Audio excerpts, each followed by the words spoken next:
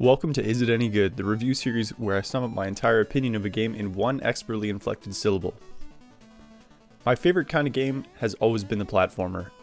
My first ever video game I owned was Super Mario Land 2: The 6 Golden Coins, and that essentially was the genesis of my love for the genre.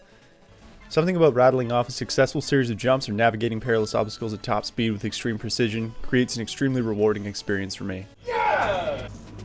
Oh! There it is. Yeah! Enter Celeste.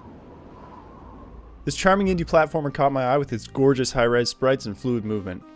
I was told there was a story in here too, which I took with a grain of salt because platformers aren't usually deep into story. Generally it's just about rescuing someone or avoiding death, not exactly 300 IQ concepts, but Celeste proves that it has at least a squintillion IQ because there's not only a story, it's also incredibly moving. Relevant without being pandering, funny without forcing humor. I never woke my roommates with my trademark raucous guffaw, but I couldn't help but smile at most of the interactions.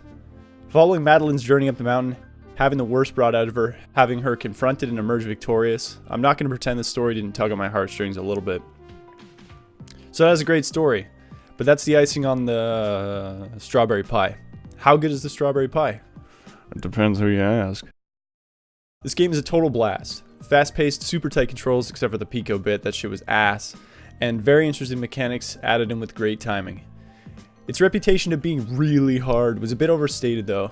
Even my ancient dinosaur thumbs and low Neanderthal brow never really got stuck on a room for more than 5 minutes, and that was usually just because it was the strawberries, or the aforementioned brow hanging below my knees. But maybe I'm a platforming prodigy, we may never know for sure. My first playthrough clocked in at 4.5 hours. Sometimes you'll whiz through room after room at lightning speed, and sometimes you'll end up looking like this. Here we go, here we go, here we go. Ah! Damn it! The soundscape, which is crafted by Lena Rain, is pretty key. Little music pun in there. Everything from melancholic, spacey piano to trance-like droning synths does a fantastic job of maintaining pacing even when you're looking like this. It's essential to keeping the platforming game's flow going even through those tough spots, and I found it did a lot to alleviate any frustration the player has while simultaneously conveying the mood of the game without needing words. As for collectibles, everyone knows a great platformer has genius collectible placement to unlock the true endgame. I managed a measly 50% of the collectibles on my first playthrough, but have since gone back through and collected every single collectible you can find. Cause I ain't no casual.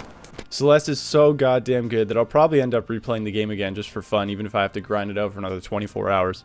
I might be fanboying a little bit, but I absolutely love this game and can't wait for the new DLC to come out for free, which should be any time now. So, is Celeste any good? Yes.